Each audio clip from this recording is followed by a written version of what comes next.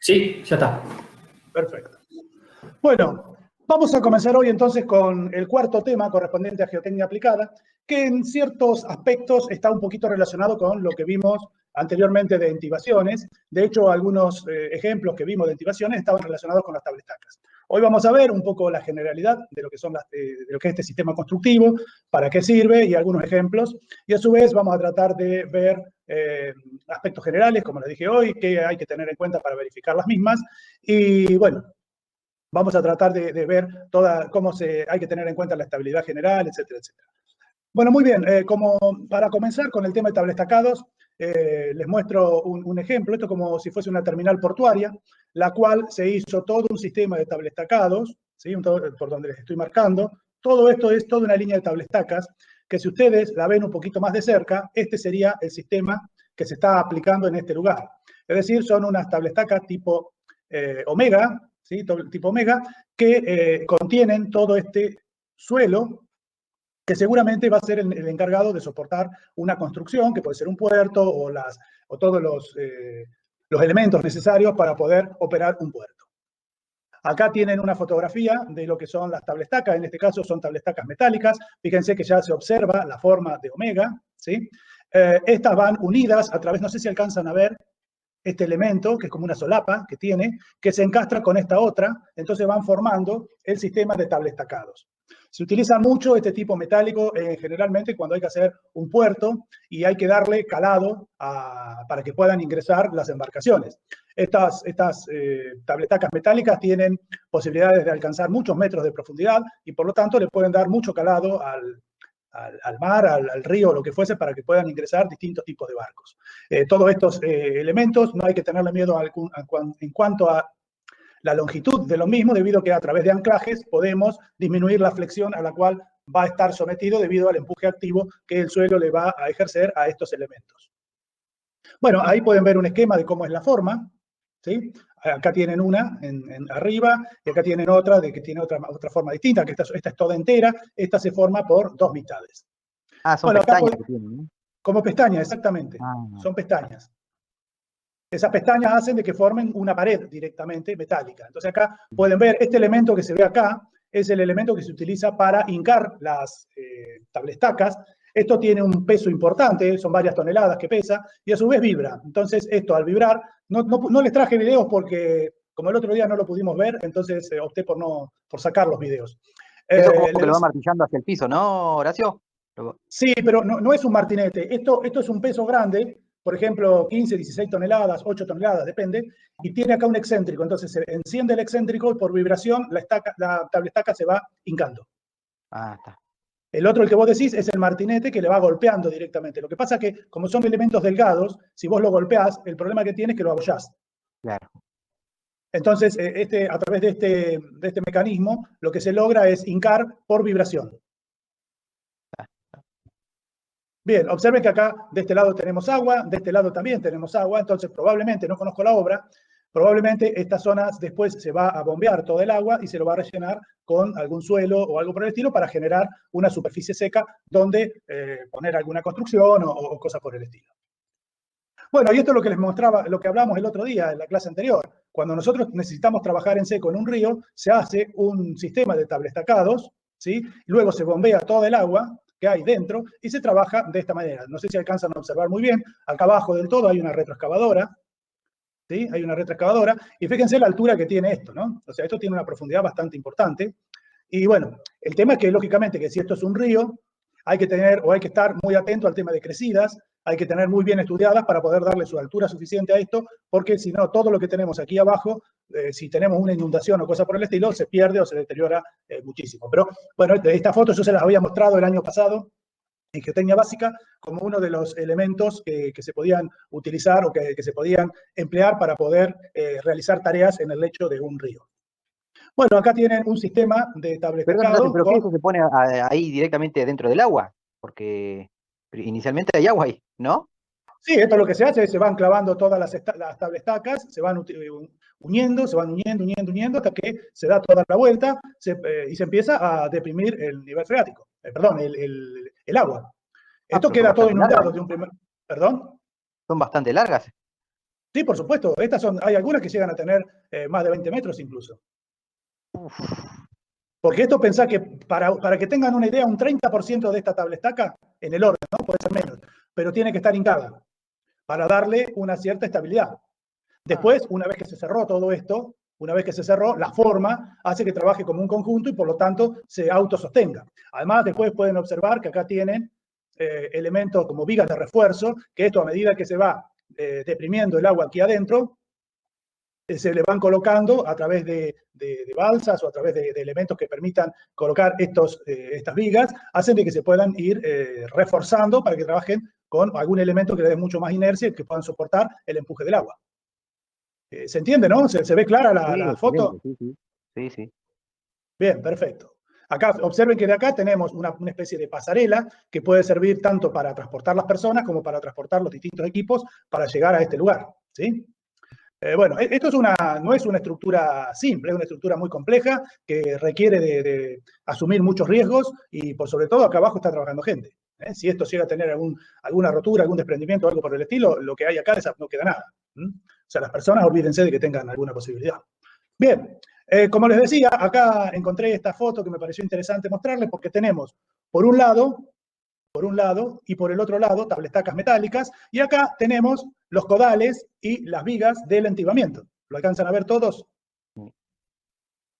Bueno, este es un ejemplo de tablestacas utilizadas para sostener una excavación, tal cual lo vimos con entibamientos. Y si ustedes observan un poquito más en detalle, acá hay una grúa que está llevando este elemento, que no me sale ahora el nombre, no lo recuerdo, pero es como un canasto, por llamarlo de alguna manera, un recipiente que tiene hormigón, y acá abajo tiene una compuerta que se tira, se empuja a través de una cuerda o algo de una persona que está aquí abajo, se abren las compuertas y larga todo el hormigón contenido en el mismo.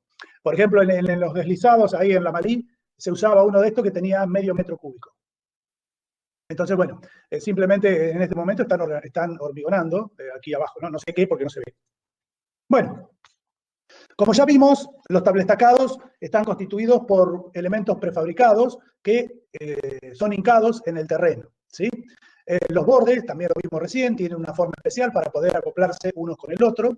Así forman una pieza continua con la pieza que ya ha sido colocada anteriormente.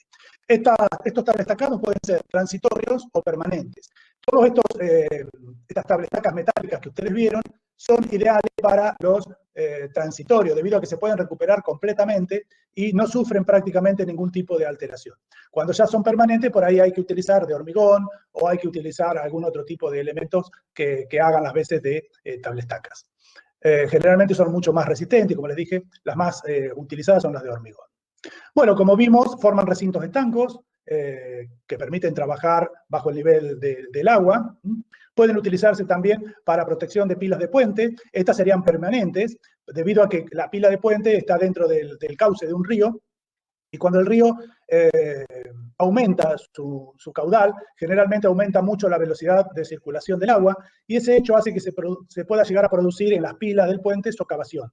Entonces, estos tablestacados lo que hacen es evitar la socavación y que toda la estructura se transforme en un elemento estable durante las crecidas. Piensen ustedes que las crecidas en los ríos pueden llegar a descalzar una pila, y si la pila se descalza, podemos llegar a tener problemas de estabilidad muy serios en el puente o en lo que fuera. Se pueden utilizar también como pantallas de retención de suelos en las excavaciones, en los muelles, muros costeros, etc. Bueno, generalmente la estabilidad la da el empotramiento, como ya les comenté recién, de la parte enterrada, y a su vez está soportada por tensores o puntales. Generalmente los tensores se utilizan cuando son tablestacados permanentes y los puntales cuando son tablestacados transitorios. Es decir, los tablestacados transitorios se colocan del lado de adentro de donde va a ser la obra, en cambio los tensores van dentro del suelo y por lo tanto son imposibles de poder recuperar. Me refiero dentro del suelo a sostener. Es como, ¿se acuerdan cuando vimos la parte de tierra armada, que se usaban unos elementos que se metían dentro de del propio suelo a compactar? Bueno, es un caso similar a eso, nada más que acá se utilizan anclajes. Bueno, acá pueden ver los distintos tipos de tablestacados. El primero es en voladizo, es decir, nosotros acá perforamos, perdón, hincamos, no perforamos, hincamos y luego hacemos la excavación. Entonces, este va a soportar toda la carga del empuje activo debido al empotramiento que tiene en la parte inferior. Aguárdenme un segundo, por favor.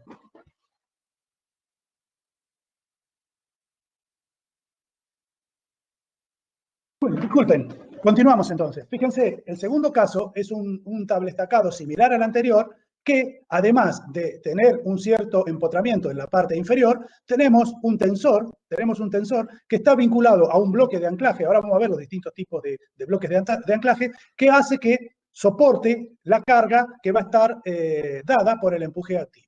Y bueno, el último caso son las entibaciones, que es el caso en el cual las tablestacas están apuntaladas a través de puntales o codales. Bien, dicho esto, vamos a pasar a los tipos de tablestacas. Yo algo les comenté recién.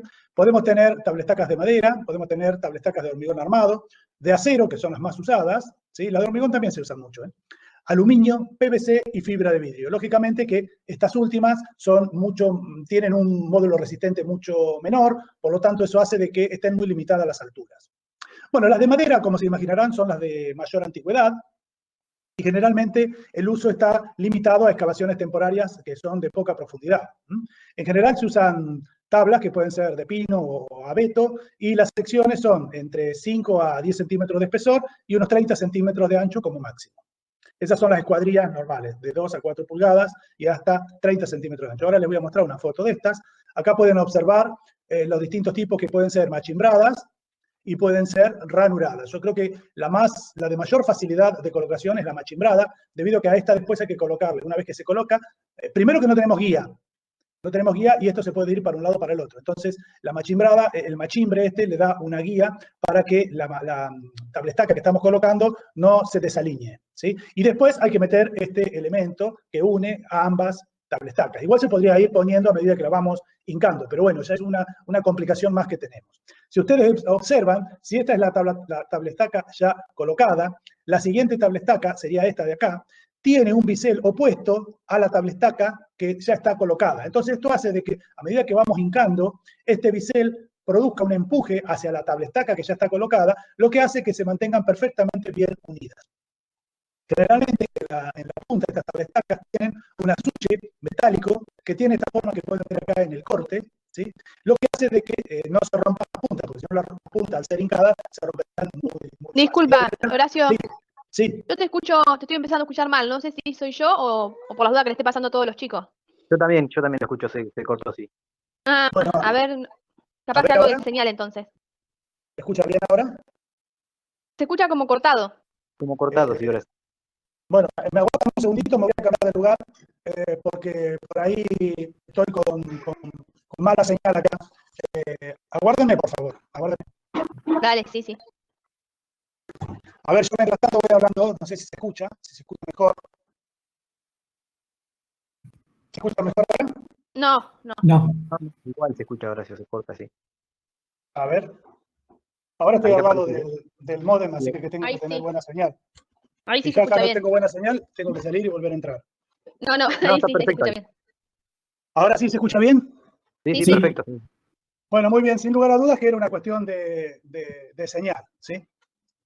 Bien, les decía entonces que teníamos el azuche en la parte inferior, que es una placa metálica que le da una mayor resistencia a la madera, y en la parte superior generalmente tenemos un suncho, también metálico, que lo que le permite es que no se rompa la madera en el caso de que lo estemos hincando. Acá pueden ver una especie de encofrado que se utilizaría como tablestacado para sostener el hormigón, ¿no? Sería una forma de tablestaca temporaria. Acá tienen otra que sería, ¿ven? Esto creo que es en el delta del Paraná, que lo utilizan para que el río no se lleve la arena. Bueno, después también tenemos las tablestacas de hormigón.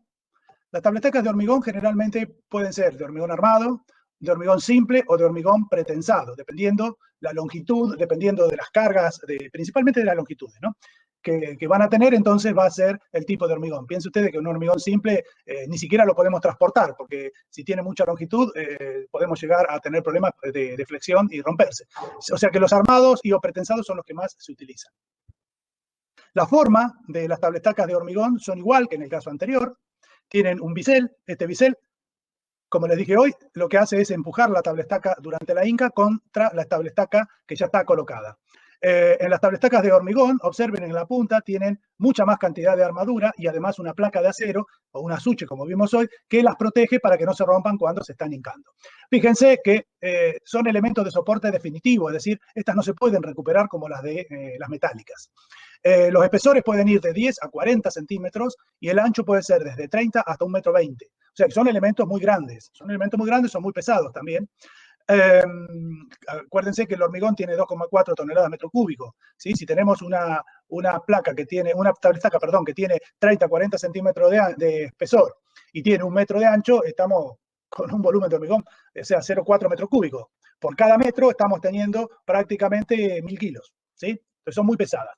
Bueno, como, al igual que en el caso de las anteriores, pueden ser machimbradas o pueden ser conjuntas rellenadas. Reitero, el mismo problema de esta junta rellenada en la alineación, ¿sí? Igual que las de madera.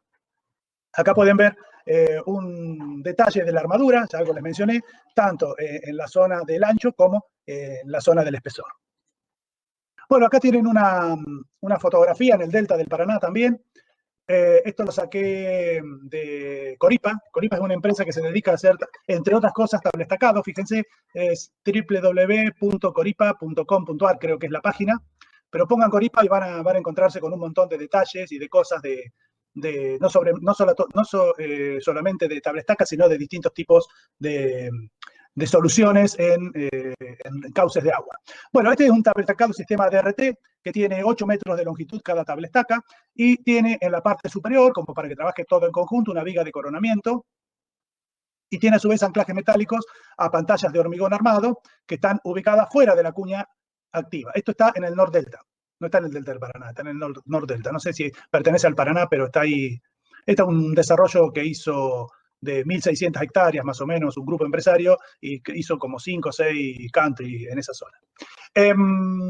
Importante esto que los anclajes metálicos, o los anclajes en general, tienen que llegar hasta las pantallas que están ubicadas fuera de la cuña activa. Ahora vamos a ver algunos detalles de cómo se ubican estas pantallas para que no se venga abajo todo el conjunto, porque es como que estemos sentados en la rama que estamos cortando, ¿no? Si cortamos la rama y estamos sentados en ella, seguramente nos vamos a venir abajo. En esto pasaría más o menos lo mismo. Bueno, acá pueden ver distintas situaciones. Una cuando tenemos un anclaje al coronamiento y otra situación es cuando tenemos un anclaje bajo. Estas serían cuando tenemos profundidades o alturas acá relativamente cortas de la tablestaca y acá cuando tenemos alturas mucho mayores en las cuales incluso estos anclajes en profundidad se pueden ir repitiendo. Bueno, las tablestacas de acero me parece que no vale la pena decir mucho, ya las vimos, ya les comenté algunas cosas. En general, lo importante y destacable es que pueden recuperarse y en general, como son o están en contacto con el agua, para la protección contra la corrosión, generalmente se le suele hacer algún galvanizado o un zincado. Bueno, acá tienen otra foto de tablestacas de acero. Acá están conteniendo simplemente material. No sé de qué será, no desconozco el origen. Me pareció buena la fotografía de las tablestacas como están armadas. Bueno, acá tienen detalles. Esto es en las páginas web de cada uno de los proveedores. En este caso es Larsen. Tienen las distintas características bueno, el W, cuántos kilos por metro cuadrado pesan, kilogramos por metro, bueno, etcétera, etcétera. Acá tienen otra, ¿sí? Esto es Hodge. Bueno, este es otro tipo trinchera, estas son distintas. Ven que tienen dos, o sea, tienen como 2 U cada una, hacia un lado y hacia el otro. Tiene un formato distinto. El tema es que no sé bien cómo es el encastre entre una tablestaca y la otra. Fíjense, en este caso las longitudes son hasta 12 metros y 14 metros y son por pedido. Bueno, las tablestacas de aluminio en general tienen poco uso, principalmente por el costo y la baja resistencia, pero pueden utilizarse en lugares que estén en contacto con material salino muy agresivo, debido a que como el aluminio presenta una capa de óxido que protege al resto, entonces se adapta perfectamente para situaciones complicadas de corrosión. Bueno, después las de PVC y resina con fibra de vidrio, al igual que el caso anterior, poseen baja resistencia. Esto implica que tienen que utilizarse para poca altura. Generalmente requieren de anclajes, ¿sí? Para aliviar las tensiones. Generalmente los anclajes, como son cortas, se hacen en la cabeza directamente. Y los largos pueden llegar hasta los 8 metros. O sea, uno dice que poca altura, pero tienen longitud de hasta 8 metros. Por lo tanto, el tema está acá. La altura libre no va a superar los 4 metros. Tienen, lo que sí, una elevada durabilidad debido al tipo de material que se está utilizando. Una pregunta, Horacio. Bueno, ¿Estas tablas sí, tacas se recuperan, digamos, vos haces una obra y se quitan o ya quedan instaladas? depende. Hay casos en los cuales quedan instaladas porque son permanentes. Hay otras cosas, por ejemplo, el caso típico de trabajar dentro del río. Ese sería un caso de recuperación, porque incluso no la podés dejar. ¿Se entiende? Claro, Lo que se llena de hace es material. directamente quitarlas. Claro. Si fuese el río, se llenan de agua el lugar. Una vez que está terminada la obra, se llena de agua, o sea, se libera de presiones a toda la estructura, porque si no, ingresaría agua toda de golpe. Y bueno, luego se las va quitando con un equipo que en vez de empujar hacia abajo, tira hacia arriba, incluso muchas veces se lo hace a través de vibraciones para que sea más fácil la movilidad del mismo. Está bien, está bien. ¿Se entiende entonces? Sí, perfecto. Ustedes Horacio, cualquier duda me preguntan, no hay problema, no tengo problema de parar.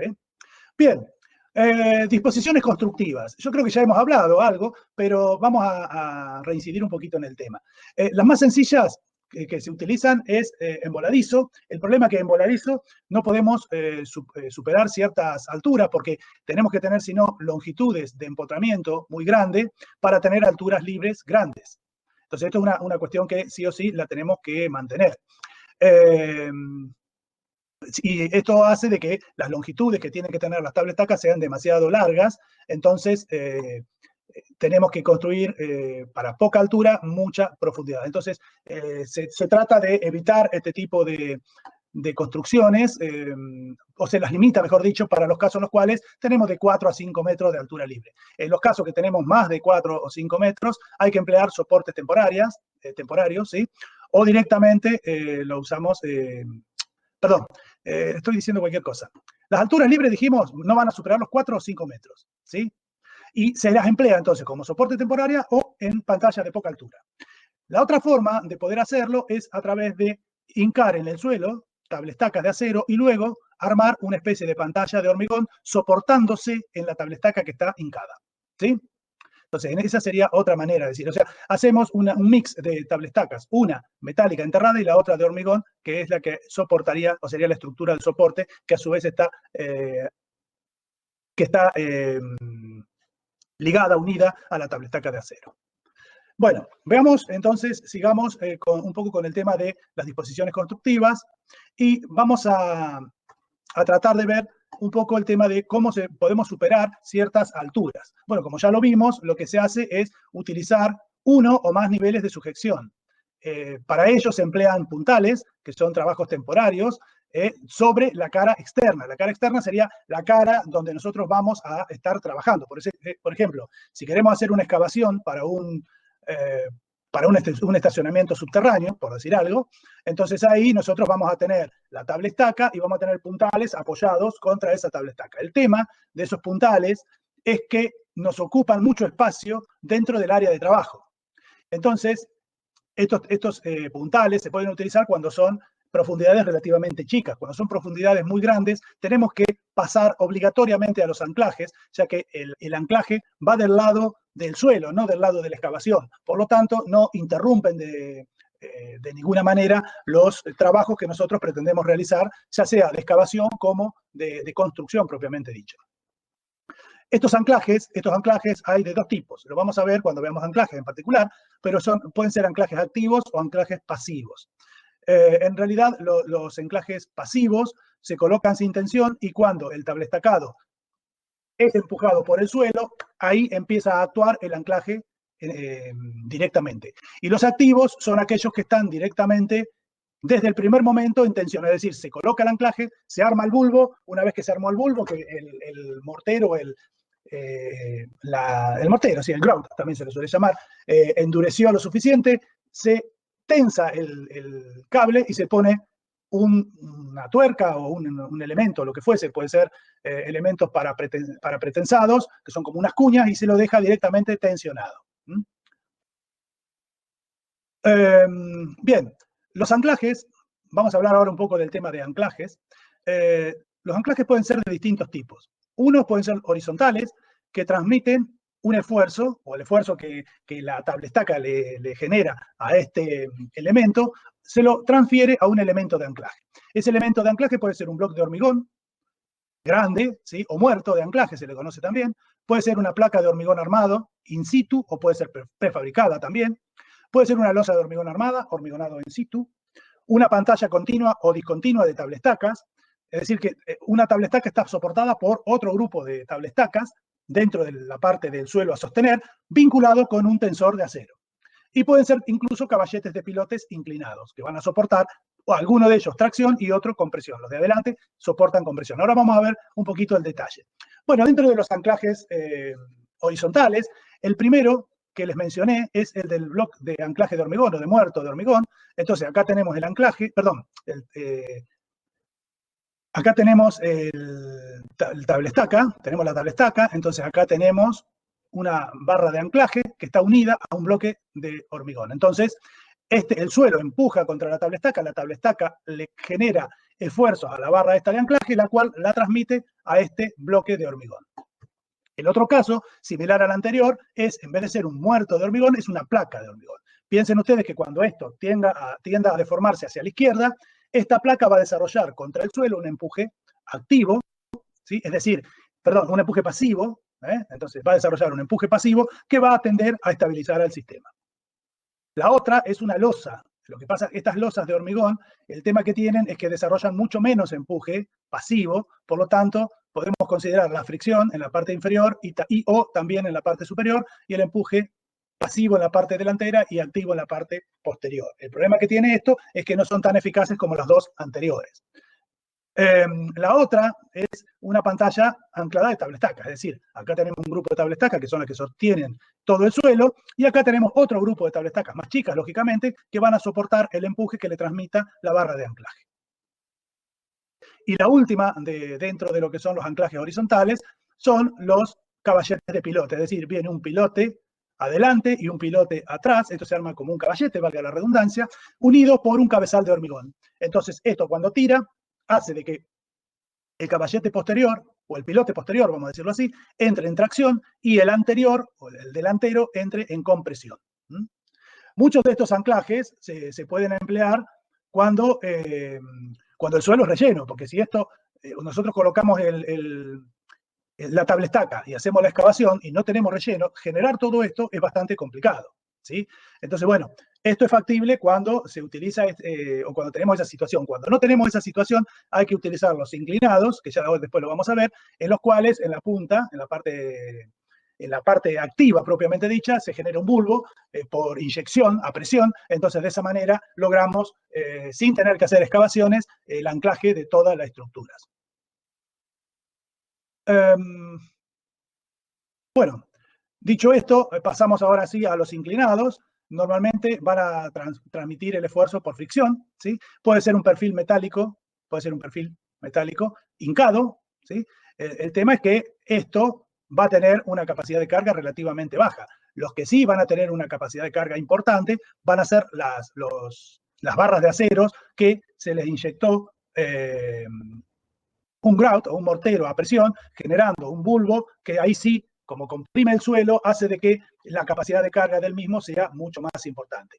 Además, piensen ustedes que hincar esto en un suelo, dependiendo del tipo de suelo que tengamos, puede llegar a ser relativamente simple, puede ser muy complicado, por sobre todo si tenemos algún suelo con algunos bochones o cosas por el estilo, se complica mucho. En cambio, en este caso, como usamos un equipo de perforación, perforamos primero hasta la profundidad que deseamos, ponemos la barra de inyección, inyectamos, y una vez que tenemos inyectado, se deja que fragüe y endurezca ese mortero, y luego se pone en carga a todo el sistema. Hay otro sistema, que es el sistema Manta Ray, que se le llama, o a placa pivotante, la cual, hay unos videos, les recomiendo que lo vean. Yo los tengo, los videos, si no se los comparto después. No lo traje porque precisamente no pudimos verlo en la clase anterior, Es un sistema que tiene una placa en la punta. Ahora vamos a ver el detalle. Una placa tiene un elemento que permite, a través de un equipo que es vibratorio y a presión, empuja a todo este sistema y lo hinca en el suelo. Esto, por ejemplo, es bárbaro para, por ejemplo, sostener no solamente una tablestaca, sino pueden utilizarlo, por ejemplo, si tienen una antena para las riendas que la sostienen. Son fantásticos este elemento. Entonces, bien, esto acá en la punta está roscado. Cuando nosotros logramos que todo el sistema, todo el conjunto haya llegado hasta la profundidad deseada, entonces esta barra se desenrosca, se quita, y queda un tensor, que es el que va a vincularlo con la estructura, ya sea una tablestaca o lo que fuese, que tiene una posición relativamente excéntrica. Entonces, al tener esa posición relativamente excéntrica, cuando nosotros tiramos desde acá, este elemento pasa a tomar una posición perpendicular al cable. Entonces, una vez que llegamos a un cierto valor de tensión, se lo deja y directamente ahí tendríamos el elemento colocado. La posición final sería esta que pueden observar acá. Entonces, de acá se le hace como un ojal y se coloca o se vincula a través de una rienda o a través del elemento que fuese en este caso sería la tablestaca. ¿Ven? Estos son los elementos. Entonces, acá va roscado el elemento de hincado y acá arriba va agarrado. Este de abajo está roscado, este de acá está agarrado directamente, firmemente. Entonces, desde acá es con lo que nosotros tiramos. ¿Ven? Y esta es la forma. Entonces, esto se hinca, debido a la forma que tiene, esto se hinca muy fácil. Entonces, una vez que nosotros sacamos la varilla de hincado, tiramos de la parte superior y logramos el efecto que les acabo de mencionar. Bien. Dentro de los procedimientos constructivos, podemos tener el que les voy a comentar en este momento. Nosotros podemos tener una superficie que necesitamos quitar, ya sea si está debajo del agua por dragado. Entonces, una vez que nosotros hacemos todo el dragado, obtenemos la línea de fondo, digamos. Entonces, colocamos la tablestaca y luego vamos rellenando hasta llegar al primer tirante o a la primera posición de anclaje, puede ser 1, 2 o lo que fuera, y luego se sigue rellenando y en el paso 4 que ustedes observan acá, sería ya la estructura totalmente terminada. Entonces, el procedimiento constructivo se lo conoce como relleno. El segundo procedimiento constructivo sería una estructura dragada en la cual tenemos, igual que en el caso anterior, toda la superficie original del terreno, pero no le hacemos nada, colocamos la tablestaca, hacemos el relleno en la parte del tras 2, hacemos el relleno, colocamos el tirante, etcétera, y luego recién dragamos. Son procedimientos distintos que arriban a la misma solución, aunque por ahí las alturas de la tablestaca son diferentes según se utilice una u otro caso. O sea, son diferentes desde un primer momento. Al final van a quedar exactamente lo mismo. Porque si ustedes observan acá, el paso 4 es igual que el paso 4 del relleno, ¿sí? En este caso, lo único que tenemos es una menor cantidad de relleno. Podría darse el caso, en este último, que no tuviésemos relleno. Es decir, que esta parte de acá sería suelo natural. Nosotros clavamos la tablestaca y el dragado, en vez de hacerse aquí abajo solamente, se hace desde acá arriba. El típico sería una superficie inclinada que nosotros queremos sostener para que no se produzca el desequilibrio. Bien, vamos a ver cómo determinar el esfuerzo en los tablestacados. Lo primero que tenemos que tener en cuenta son algunas cuestiones de detalle constructivo para que este elemento, la fijación, sea la que fuese, no importa, caiga fuera de la zona de empuje activo máximo que va a estar solicitando a la tablestaca, porque si esto cae dentro de esa zona, vamos a tener problemas porque va a estar dentro de la zona de deslizamiento. Por lo tanto, se va a producir probablemente el desequilibrio de toda la estructura y por lo tanto este anclaje no serviría de nada, ¿sí? Bueno, en la figura esta se muestran las cuñas del empuje activo y la cuña del empuje pasivo, ya sea, esta sería para la tablestaca y esta sería para el empuje pasivo sobre la placa. Entonces, generalmente, para poder aprovechar al máximo la capacidad de carga, ambas cuñas, esta cuña que tiene 45 más phi sobre 2, esto es empuje activo, y esta que tiene 45 menos phi sobre 2, no se deben solapar. Es decir, lo ideal es que esta corte el terreno acá y que esta otra corte el terreno mucho más a la derecha. De este modo, vamos a estar estableciendo un primer criterio para definir la longitud de la barra de anclaje. Este es un criterio que es bastante conservador, pero es un criterio al fin. Una segunda condición que se debe cumplir es que la masa de suelo entre la pantalla y la placa debe estar en equilibrio. Es decir, todo este conjunto que nosotros estamos planteando tiene que estar en equilibrio. ¿Cómo se lograría el equilibrio? Bueno, vamos a tener el empuje activo, vamos a tener el peso de toda esta cuña. ¿Dónde va esta cuña? Bueno, esta cuña iría desde el fondo de la tablestaca hasta el fondo del elemento del anclaje, ¿sí? Y después pasaría por el fondo de la excavación con un ángulo phi por encima de la fijación hasta el terreno. Entonces, aproximadamente uniendo todos estos puntos tendríamos el elemento que se va a desplazar, o sea, el peso W. Luego tendríamos una fuerza A, un empuje E1, que sería un empuje activo, y a su vez vamos a tener una fricción que va a formar un ángulo phi, ¿sí? Que va a ser la fricción entre el suelo y el suelo, o sea, el suelo que se mueve y el suelo que está estático. Es una situación un poco pareciese complicada, pero no lo es bastante simple. Pero hay una salvedad de todo esto, que en vez de tener todo este planteo que hicimos recién, que es un planteo válido, hay una solución válida también, que es no hacer nada y simplemente pasar, ¿sí? Pasar una línea por la parte superior del anclaje, que es la que yo les acabo de mencionar, ¿sí? Esta de acá, que forme un ángulo phi con la horizontal y que pase por el fondo de la tablestaca. Esto, o sea, si logramos esto, directamente vamos a estar logrando el equilibrio de todo el sistema sin necesidad de hacer ninguna verificación, ¿sí? Es decir, para no andar calculando el empuje, el W, todas estas variables que tenemos acá, podemos lograr el equilibrio del todo el sistema simplemente haciendo pasar una línea, o mejor dicho, ubicando el bloque que le da sustento al anclaje más allá de la línea que pasa por la base del dragado, vamos a decirlo, y que forma un ángulo phi con la horizontal. O sea, si nosotros logramos que esto esté más allá de esta recta, vamos a estar ya con el equilibrio, ¿sí? Pero si queremos, la podemos hacer de la otra forma. Tengan en cuenta también que para poder dimensionar todo esto, o sea, la tablestaca, si la quiero dimensionar, voy a necesitar conocer todos estos esfuerzos, porque si no conozco los esfuerzos que están contra la tablestaca, no voy a poder definir cuál es la sección que le voy a tener que dar. Por lo tanto, Perdón, Horacio, más allá de la recta que tiene un ángulo phi, ¿no? Más allá de la recta que tiene un ángulo phi con la horizontal, sí, correcto. Ah, está bien, porque no había entendido eso. Sí. Además hay otra cosa, en algún momento voy a tener que definir cuál es el esfuerzo A. ¿Por qué? Y porque yo voy a tener que dimensionar este tensor. Y este tensor lo voy a tener que dimensionar de modo que no se supere la capacidad de carga del mismo. Por lo tanto, en algún momento lo voy a tener que resolver, ¿sí? Pero bueno, como para empezar la resolución del tema, podríamos tener esa solución. ¿Queda claro? ¿Quieren hacer alguna pregunta? No, yo pensé que era la línea esa que está abajo del todo, que digamos que es discontinua, ¿ves? Como que une toda la parte del suelo. Sí. Esta de acá. Claro. Esta que después va hasta acá, toda esta que va hasta acá, sería la del bloque de suelo que se desplazaría. Pero esta parte de acá, esta última parte de acá, no sé con qué ángulo va. Yo dispondría directamente desde del bloque hacia arriba, pero no sé con qué ángulo se traza esto, si es con un ángulo phi o qué. Tendría que buscarlo porque es un detalle que ahora que presto un poquito más de atención, no está especificado. Porque en un momento pensé que eran paralelas. ¿Esta y esta? Sí. No, eso depende. Esta depende de la altura y del esta bloque. van a ser paralelas si la cantidad o la profundidad de hincado de la tablestaca es igual a esta altura, a la altura del bloque, si no, no van a ser paralelas. Claro. Está bien. ¿Quedó claro? Sí, perfecto, gracias, sí.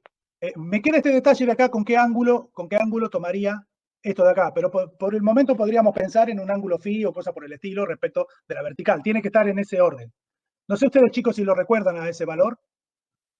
Mira, yo lo estaba viendo para tratar de armar la práctica y no, creo que ahí no decía nada de ningún phi. Digamos, ese es un anclaje pasivo. Sí. Digamos, y sí, decía la longitud del anclaje es la primera imagen, digamos, que es el 45 grados más phi sobre 2, más eso es para el talud, digamos, lo que es la cuña de deslizamiento, más el 45 grados menos phi sobre 2, que era el empuje pasivo del anclaje. Sí, está bien. Eso para determinar la ubicación. Claro, y para determinar la profundidad es la transparencia de al lado, pero hasta ahí había llegado. Eso para un anclaje pasivo, digamos, pero bueno, no. No, pero eso está bien. Yo te digo, ¿cómo determinar la superficie de influencia o de deslizamiento para poder calcular el W. Esta parte de acá, la parte del tras 2 viene a ser, no está especificado con qué ángulo se toma. Bueno, eso dejémoslo, yo me voy a fijar después en detalle para no cometer un error y decirle que cualquier valor. Tal vez en vez de phi puede ser 45 menos phi sobre 2 porque se trata de un empuje pasivo, pero en realidad este de acá es un empuje activo. No sé bien qué cosa moviliza el anclaje. Bueno, no perdamos más tiempo, vamos a continuar un poquito con esto porque todavía nos quedan algunas cosas para poder ver. ¿Alguien más? ¿Alguna duda? ¿Alguna pregunta? No sé si alguien escribió, si ustedes chicos me pueden decir. No escribió nadie, gracias. Bueno, perfecto. Bueno, veamos entonces los esfuerzos en la pantalla. Esto estamos hablando de cuál sería la capacidad de carga que tendrían estas pantallas, estos anclajes que nosotros estamos haciendo. Para esto tenemos que definir la profundidad a la que se encuentra este anclaje, ¿sí? Si nosotros tenemos que H1, es decir, esta profundidad hasta la parte superior de la pantalla, es menor que H, es decir, que esta altura, hablamos de un anclaje poco profundo. En caso contrario, tendríamos un anclaje profundo. Es decir, en este caso se ve que H1 es mayor que H, por lo tanto, este sería un anclaje profundo. Entonces, esto cuando se desliza, cuando se mueve, va a tener un valor de empuje pasivo, que es el que me va a determinar, entonces, la capacidad de carga. Ahora, veamos las pantallas poco profundas. En las pantallas poco profundas, los empujes se consideran como que la pantalla, que si bien llega hasta esta altura, o está a la profundidad H1, los empujes se consideran tanto el empuje activo como el empuje pasivo, porque en la parte, digamos, del lado de la tablestaca se va a desarrollar el empuje pasivo, pero del lado contrario a la tablestaca se va a desarrollar en un empuje activo. ¿Por qué? Porque la masa del suelo se va a tender a deslizar también. Entonces, esta masa del suelo está comprimida, pero esta va a estar como traccionada, entre comillas. Por lo tanto, los empujes se consideran como que van hasta la parte superior. Obviamente que la resistencia que va a oponerse al desplazamiento va a ser la diferencia entre el empuje pasivo menos el empuje activo. En el caso que yo tuviese sobrecargas, la sobrecarga generalmente va a incrementar el empuje activo y se lo va a tener en cuenta esa sobrecarga como que se incrementó el empuje activo, pero no el empuje pasivo. O sea, no se va a considerar como que incrementa el empuje pasivo. Entonces, si yo tengo una sobrecarga ubicada en esta posición, me va a sobrecargar el empuje activo. Ahora, si nosotros vemos en planta, cuando queremos, además de este empuje pasivo, diferencia entre el empuje pasivo real y el empuje activo, además de esto vamos a tener la resistencia o el rozamiento lateral, Es decir, que vamos a tener no solamente el empuje pasivo, sino que vamos a tener la fricción que se va a ejercer entre el suelo a un lado y al otro de la pantalla, ¿sí? Esto es cuando están bien separadas, ¿sí?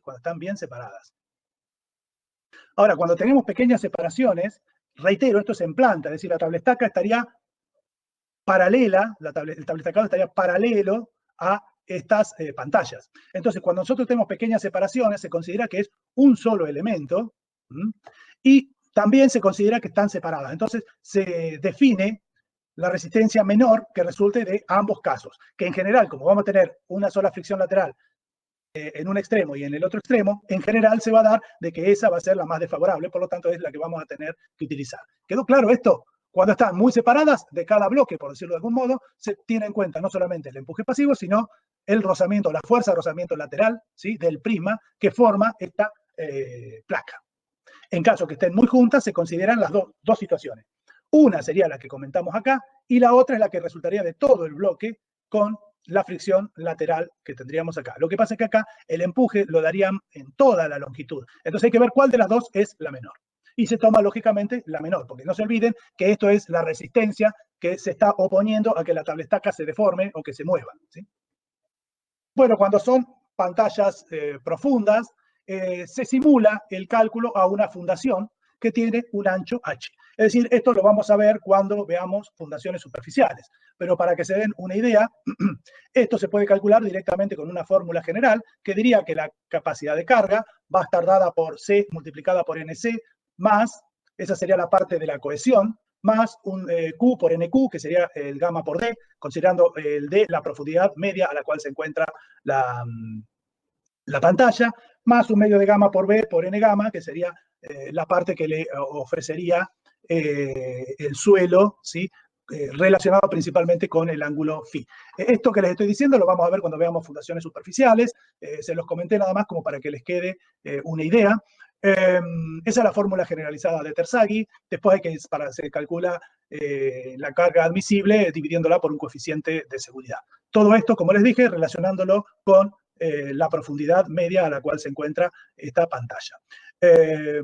Bueno, lógicamente que para que esta situación sea aplicable, tiene que estar aplicada en el baricentro de toda o sea, el cable tiene que estar aplicado en la ubicación en que se encuentra la resultante de todos los esfuerzos, ya sea de empuje pasivo como de empuje activo. En el caso de que nosotros ubiquemos el elemento de tracción que uniría a la tabletaca en la parte superior, ya no se podría considerar esto como si fuese una base, una fundación superficial, sino que habría que calcularlo como un pilote cargado en la cabeza, ¿sí? Y ahí la cuestión ya cambia un poquito y nosotros en el curso de geotecnia aplicada vamos a ver únicamente pilotes cargados en su eje. Por lo tanto, esta solución no estaría dentro del alcance del curso. Bien, esto es cuando nosotros, vuelvo un poquito para atrás, tenemos una pantalla ubicada en este sentido. Ahora, la otra forma que podemos utilizar, en vez de usar una pantalla vertical, podemos usar una losa. El tema es que acá las cosas cambian. Las cosas cambian porque nosotros tenemos una superficie muy diferente. Bueno, tenemos dos situaciones acá. Cuando se encuentra la losa se encuentra a una cierta profundidad o la profundidad es reducida. Entonces, cuando se encuentra a una cierta profundidad, podemos tener en cuenta que el esfuerzo o la capacidad de carga que va a tener la misma va a estar dada por la fricción tanto en la cara inferior como en la cara superior. ¿Sí? Ahora, cuando nosotros tenemos muy ubicada la losa muy en la superficie, entonces, o sea, la profundidad es reducida, hay que considerar, o se considera, mejor dicho, la fricción en la parte inferior únicamente de la losa, que está generado precisamente por el peso de la losa más el peso del suelo que está por encima. Y acá, en este caso, se tiene en cuenta también el empuje activo y el empuje pasivo. Por lo tanto, la capacidad de carga va a ser el empuje pasivo menos el empuje activo más la fricción entre la losa y el suelo. Bueno, cuando se tratan de bloques o muertos de anclaje, generalmente no son de uso muy distribuido, ¿sí? Se emplean poco en realidad, y la capacidad de carga está dada principalmente por el peso propio, aunque dependiendo del tamaño que tenga, puede desarrollar un empuje pasivo importante, por lo tanto podríamos tener en cuenta también el empuje pasivo. O sea, tendríamos por un lado la fricción, como en la losa que acabamos de ver, como también podemos tener la parte del empuje pasivo desarrollado, igual que en las planchas de estas que están ubicadas en forma vertical. Bueno, como les comenté hoy, se puede utilizar también un caballete de pilotes. En general, estos se utilizan en suelos blandos. Los suelos blandos generalmente están compuestos de arcillas, que cualquiera de los otros sistemas no tendrían una resistencia suficiente. Como les dije hoy, los pilotes son inclinados y generalmente son simétricos respecto al plano vertical.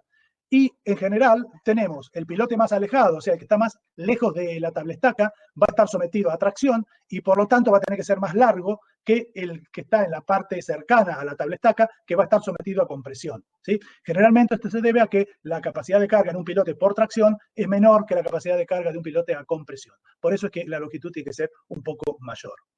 Bueno, eso es un detalle mínimo. En general, los sistemas de unión a la tablestaca, o sea, si nosotros tenemos un anclaje y ese anclaje lo tenemos que vincular con la tablestaca, entonces el vínculo de unión entre la tablestaca y el anclaje es el tendón de Aquiles de todo esto, ¿sí? De todo esto. Es decir, tenemos que tener mucha precaución, ¿sí? A la unión, porque es el elemento más débil del conjunto. En realidad, la tablestaca o el anclaje va a ser muy difícil que se rompa, pero si está mal utilizado el dispositivo de unión, podemos llegar a tener o alcanzar la rotura. Entonces, los anclajes nosotros siempre los vamos a calcular con apoyo simple, ¿sí? Y que deben girar libremente. Por lo tanto, siempre debemos cumplir con esa premisa. Es decir, si nosotros estamos calculando un apoyo simple, no se pueden generar momentos. Es imposible, porque si se generan momentos, vamos a tener una rotura por esa situación y no porque el anclaje llegue a su capacidad de carga máxima. Bien, ustedes acá pueden observar distintas uniones, ¿sí? Tenemos una unión, la A y la C, que son para anclajes horizontales y la B es para anclajes inclinados, ¿sí? Generalmente esto lo que nosotros hacemos es ajustar una tuerca hasta un punto que se pueda transferir el esfuerzo entre la tabla estaca y el anclaje, ¿sí? Los anclajes inclinados tienen como un elemento o una placa que es trapecial. Entonces, el ángulo que forma esa placa, o sea, se va a apoyar contra la tabla estaca, pero después va a tener una forma trapezoidal cuyo ángulo va a ser el correspondiente a la perpendicular, o va a ser perpendicular al eje del anclaje. Entonces, de esta manera transferimos esfuerzos axiles siempre. El caso del C, ¿sí? de este elemento, tiene un perfil U por encima y otro por debajo, que lo que le da es mayor rigidez al tablestacado para que no se produzca la rotura por flexión del mismo. Entonces, esto es como un rigidizador, que por decirlo de algún modo, para pequeñas alturas de tablestaca se utiliza este, cuando son alturas más importantes, o la tablestaca tiene una capacidad de resistencia a la flexión menor, se utiliza este dispositivo. Hay otros dispositivos que son las uniones articuladas, son un poco más complicadas, pero estas se utilizan cuando se puede esperar una rotación del anclaje debido a que se produzca un asentamiento en el terreno. Entonces, este elemento está fijado a la tablestaca y acá el anclaje pivota sobre un tornillo que oficia de eje. Por lo tanto, siempre va a mantener el esfuerzo axil en el anclaje. Piensen ustedes que si esto se produce un asentamiento, esto tendería a mantenerse ahí, esto tiende a bajar, por lo tanto, si esto está unido físicamente, de esta manera se produce un quiebre, una deformación, por lo tanto los esfuerzos dejan de ser axiles. Acá mantenemos siempre axil los esfuerzos. Bueno, les voy a comentar ahora ya como para estar finalizando el tema, algunos métodos de cálculo. Hoy en día los métodos de cálculo son varios los que se utilizan, pero hoy en día se tiende a realizar todos los procedimientos de cálculo a través de métodos semi-empíricos y en general se utiliza un software que utiliza elementos finitos para la resolución. Simplemente con esto lo que les quiero comentar es que hay distintos métodos de cálculo, están los métodos clásicos y los métodos semi-empíricos. Les voy a comentar algunas situaciones y vamos a tratar de ver cómo se tiene en cuenta el empuje activo, el empuje pasivo y algunas hipótesis para poder resolver las cosas. Bueno, lógicamente que para poder analizar cualquiera de estos métodos de estabilidad de tablestacas, se tienen que desarrollar completamente el empuje activo y el empuje pasivo, por lo tanto los desplazamientos tienen que ser suficientes. Y a su vez la pantalla debe ser rígida. Esto es un poco irreal, porque por más rígida que sea, siempre algo de deformación va a suceder. Pero bueno, a los fines del método, estos no se olviden que son los primeros métodos que se empezaron a utilizar, y por lo tanto tenían que hacer suposiciones. Es decir, esto es como cuando ustedes plantean que el material es homogéneo y isótropo y elástico. Estas serían situaciones más o menos similares. Bueno, cuando nosotros tenemos el primer caso, que es una pantalla en voladizo, cuando se produce la rotura del suelo, se va a producir una situación como esta, ¿sí? Es decir, vamos a tener un giro en la cual la parte superior de la tablestaca se va a separar de la zona de relleno, que sería esta acá, y va a girar respecto de un punto A. ¿Sí? Respecto del punto A. Bien, entonces, dicho esto, nosotros si analizamos los esfuerzos que se van a desarrollar, es decir, los empujes activos y pasivos que vamos a tener al girar toda esta zona de acá va a desarrollar un empuje activo, ¿sí? Hasta el punto A. Pero, ¿por qué hasta el punto A? Porque ahí el suelo se descomprime, pero al punto A hacia abajo el suelo se comprime, por lo tanto vamos a tener un empuje pasivo, ¿sí? Del otro lado, vamos a tener algo similar. Acá la parte desde el punto A hasta la superficie de dragado, vamos a decirlo, en toda esa longitud vamos a tener un empuje pasivo, pero desde el punto A hacia abajo vamos a tener un empuje activo, ¿sí?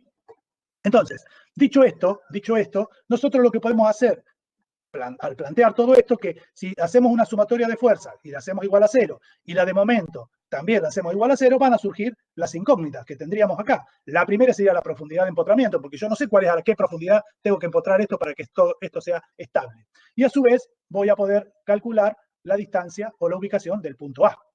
¿Me siguieron hasta acá? Sí, ahora sí, sí.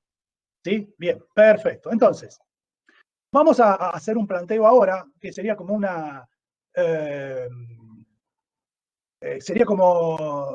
disminuir, o sería como buscar alguna equivalencia, como para poder eliminar alguna variable que me permita calcular o resolver esta situación. Entonces, lo que se dice es que admitimos que el empuje pasivo por debajo del punto A, ¿sí?, puede ser reemplazado por un valor de R que está aplicado en A, que se lo denomina contraempuje. Y a su vez, que los empujes por encima son activos en el tras 2 y pasivos en el intra 2. Es decir, acá hacemos una simplificación. Fíjense, sacamos este empuje activo, este empuje pasivo y lo transformamos en R. ¿Sí? Muy bien. Entonces, se supone a su vez que R está ubicado a 0,2 de H, es decir, que la profundidad de empotramiento de la tabla estaca es de 1,2 de H. O sea, esta altura total es 1,2 de H. Entonces, planteando esto, con las ecuaciones de equilibrio puedo calcular R, ¿sí?, R, y puedo calcular H. ¿Sí? Este R, como dijimos, se desarrolla en 1,2 de H. Bien. Cuando tenemos fricción entre el suelo y la tabla estaca, generalmente lo que se hace es eliminar en los cálculos la fricción, o sea, se la toma como nula, para que no tengamos otra variable más, ¿sí? Y en general, para el coeficiente de seguridad se lo va a aplicar a la cohesión, es decir, disminuimos el valor de la cohesión a la tangente de phi y al rozamiento entre el suelo y la pantalla. O directamente lo que podemos hacer es reducir el empuje pasivo a la mitad o a las 2/3 partes. ¿Sí? Y el rozamiento lo suponemos nulo, como recién lo hablamos recién. Entonces, con los empujes que hemos calculado, se pueden verificar y directamente dimensionar las pantallas. Esta sería una situación, la primera situación. Recuerden que tenemos que hacer sumatorias de fuerzas horizontales y sumatorias de momentos respecto del punto A para poder calcular, ¿sí?, los distintos valores. Con eso, entonces, damos por calculados o resuelta esta situación. Hay otros casos en los cuales no solamente tenemos la tabla estaca empotrada, o a veces tenemos la tabla estaca con poco empotramiento, porque yo lo que necesito es darle mucha más altura libre, entonces no nos queda otra que utilizar un punto de apoyo. Entonces, cuando nosotros usamos un punto de apoyo, la forma que tiene el desplazamiento en la rotura de la pantalla cambia. Deja de ser este que teníamos acá y pasa a ser este otro que tenemos acá. Es decir, que ahora el punto de no desplazamiento sería el punto donde tengo aplicada la fuerza A, es decir, donde tengo aplicado el apoyo. ¿Está claro eso? Entonces, vamos a desarrollar un empuje activo en el tras 2 y un empuje pasivo en el intra 2. ¿Está claro eso? Un empuje pasivo en el intra 2 y un empuje pasivo en el tras 2. ¿Sí? Entonces, si nosotros tomamos momento en A, podemos determinar Z.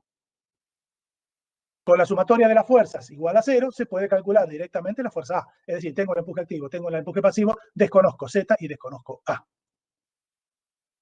Ahora, ese sería el segundo caso, entonces. ¿Está claro eso? Ahora, el otro caso, el tercer caso, sería la condición empotrada con un anclaje.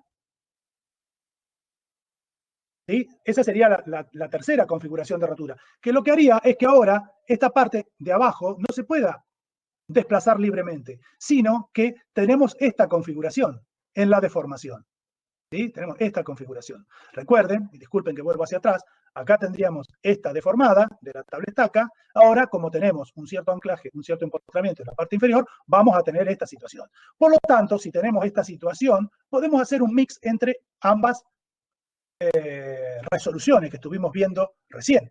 Y si nos vamos a la primera solución, habíamos dicho que la parte inferior en el empotramiento, mejor dicho, vamos a tener un punto en el cual vamos a poder aplicar un contraempuje R, que va a ser la combinación del empuje activo y del empuje pasivo por debajo de ese punto, y vamos a tener una profundidad Z en la cual se va a desarrollar el empuje pasivo, una profundidad, en toda la profundidad, perdón, en el tras 2 vamos a tener empuje activo y vamos a tener una fuerza A que va a estar en el anclaje.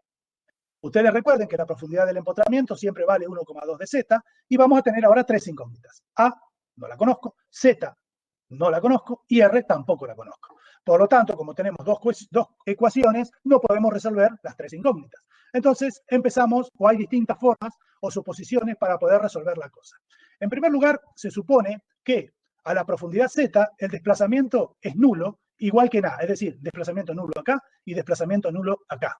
Esto hace de que tengamos que iterar muchas veces, tenemos que tantear muchas veces, por lo tanto la resolución para la época en la cual se supuso esto era bastante dificultosa. Ahora podemos iterar con una computadora y el proceso es mucho más simple y se puede llegar a resolver.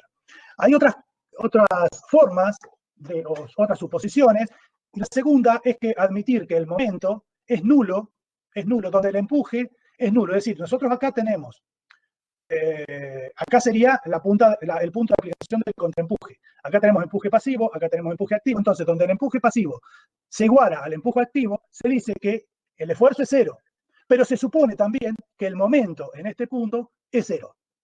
Por lo tanto, al poner que el momento en ese punto de todas las fuerzas por encima de él es igual a cero, puedo calcular directamente la fuerza A, porque el empuje activo lo conozco, el empuje pasivo lo conozco, ¿sí? Entonces puedo calcular el esfuerzo A.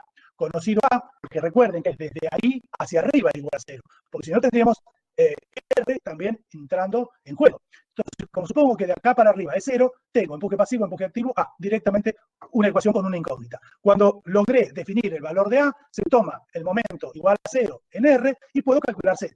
Teniendo Z, lo único que me falta calcular es R, que lo hago como la sumatoria de todas las fuerzas. Bueno, hay otro método que esto se los dejo para que no se haga tan larga la clase, es el método de Chebotaryov, que está explicado en la teoría, y es un método que me permite resolver esta situación de una manera bastante similar al caso anterior, nada más que se consideran algunas otras, o se tienen en cuenta otras consideraciones. El punto de momento nulo lo ubica, en vez de en este punto, lo ubica en este punto de acá. Pero léanlo, que es muy simple de entender.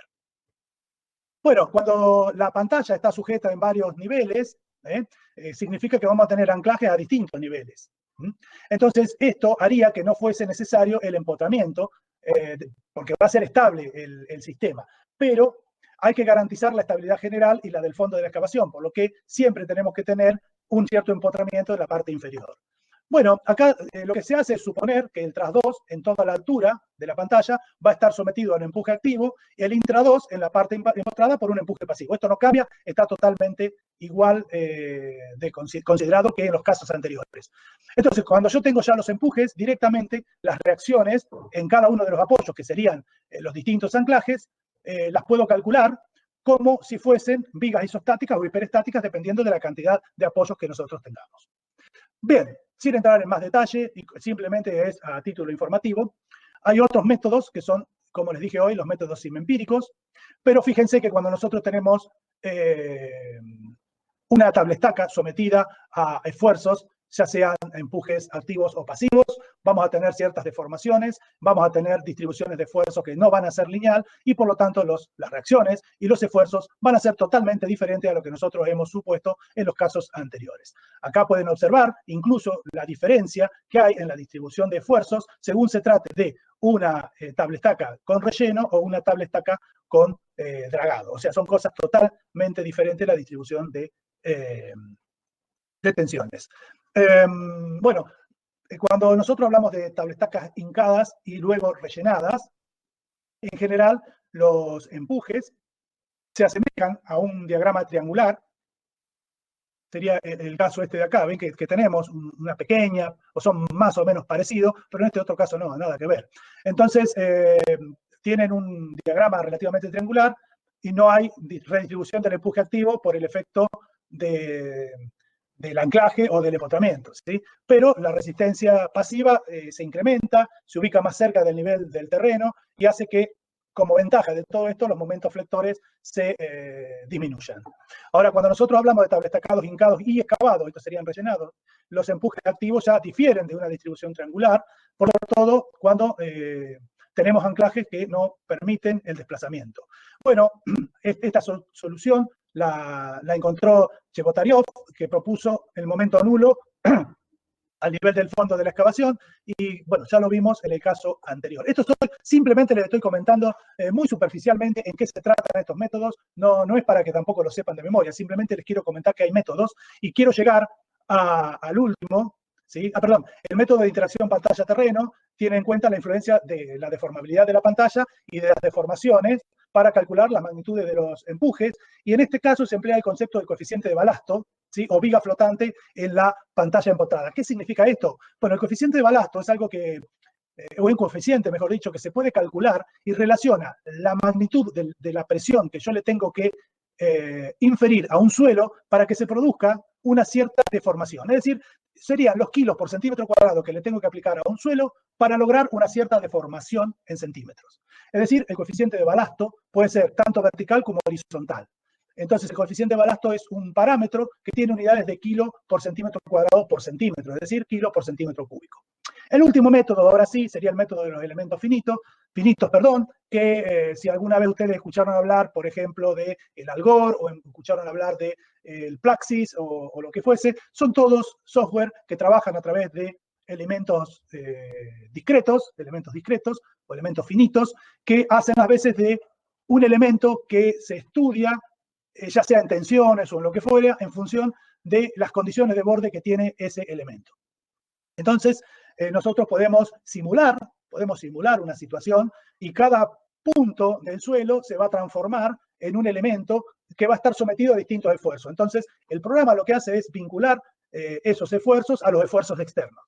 Pero para poder utilizar este tipo de programas se requiere de un conocimiento muy al detalle de todos los parámetros del suelo, de las características tensión-deformación del suelo, es decir, del coeficiente de balasto horizontal, del coeficiente de balasto vertical, del estado tensional inicial, de la deformabilidad de la pantalla, etcétera, etcétera, etcétera. Es decir, nosotros podemos utilizar un método de cálculo de elementos finitos, pero si no tenemos datos suficientes y precisos para alimentar el software, los resultados que vamos a obtener van a ser muy ridículos, digamos, porque no vamos a poder lograr la materialización a través del software de las condiciones al cual nosotros nos encontramos simulando, ¿no? Esto vale no solamente para la tablestaca, vale para el caso de que ustedes quieran hacer a través de elementos finitos el estudio de permeabilidad de un suelo, si quieren analizar la capacidad de carga de una fundación, si quieren hacer lo que fuese. Elementos finitos son muy interesantes, pero ¿sí?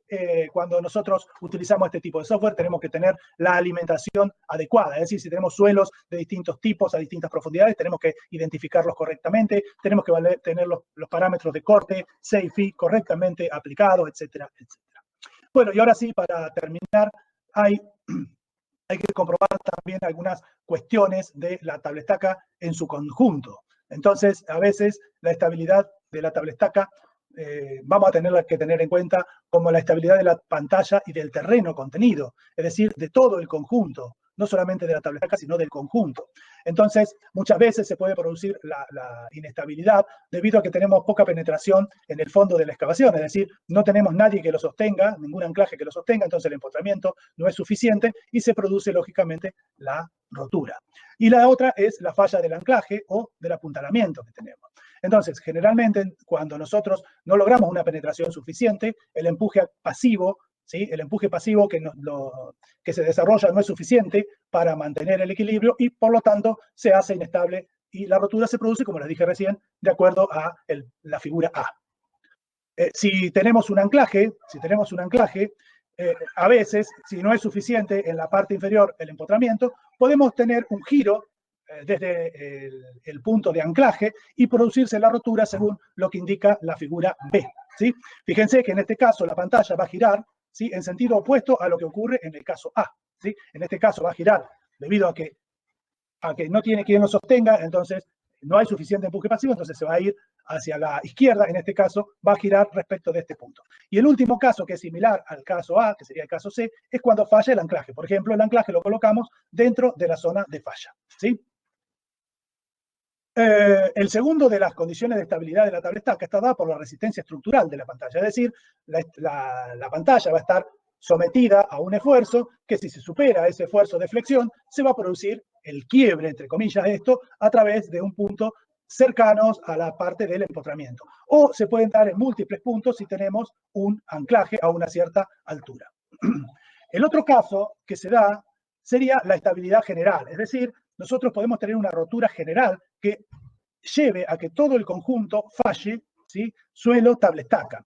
Es decir, que nosotros tenemos que asegurarnos que no haya una superficie de inestabilidad. Esto vamos a verlo cuando vean el tema de estabilidad de taludes, ¿sí? vamos a verlo con un poco más de detalle.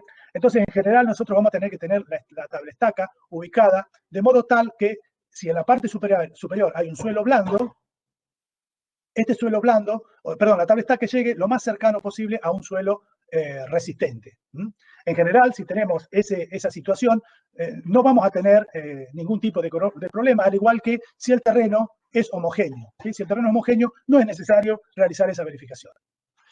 En ciertos tablestacados, esto ya algo vimos el otro día cuando vimos entibamientos, cuando nosotros tenemos puntales a diferentes profundidades, ¿sí? Muchas veces hay que empotrarlo para que no se produzca la rotura de fondo. ¿Se acuerdan? Eso lo vimos el otro día debido a que acá tengamos el I crítico o que se alcance, que el I sea igual o similar al I crítico. Entonces, en ese caso, podemos llegar a tener el levantamiento de fondo, lo que hace que se produzca la inestabilidad. Muchas veces también, si estamos trabajando bajo el nivel freático, tenemos que deprimir el nivel freático y cuando estamos usando el bombeo desde el interior, ¿sí? Podemos arrastrar partículas y cuando se arrastran partículas, nosotros si tenemos suelos erosionables podemos tener o podemos provocar la inestabilidad de estructuras cercanas al tablestacado. Por último, y ya ahora sí para terminar, debemos de asegurar que las tablestacas sean resistentes a los agentes externos. Generalmente la corrosión es el problema más serio que tienen las tablestacas metálicas, por lo tanto hay que tratar de protegerlas de algún modo. En cuanto a bibliografía, si a alguien le interesa este tema, tenemos el libro de Das, que es Principio de Ingeniería de Cimentaciones, ese se lo pasamos en formato digital el año pasado. Tenemos también en Jiménez Salas, tomo 2. Después está el libro Ingeniería de Cimentaciones de Peck, Hanson y Thorburn, que es editorial Limusa del año 83. Entre otros, estos son temas que son tratados prácticamente por toda la bibliografía. Bueno, esto es todo respecto del tema de tablestacados. Cuando veamos anclajes, después vamos a ver un método para calcular